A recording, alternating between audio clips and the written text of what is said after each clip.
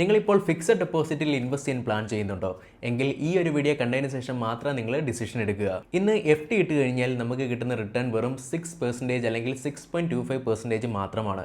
എന്നാൽ ഇൻഫ്ലേഷൻ എന്നത് last 10 ഇയേഴ്സിൽ average ആയിട്ട് ഒരു 7% അല്ലെങ്കിൽ 7.25% എന്ന് പറയാം. ഈവൻ 7.2% എന്ന് എടുത്താൽ അത് 10 ഇയേഴ്സിൽ ഡബിൾ ആയിട്ടുണ്ടാവും.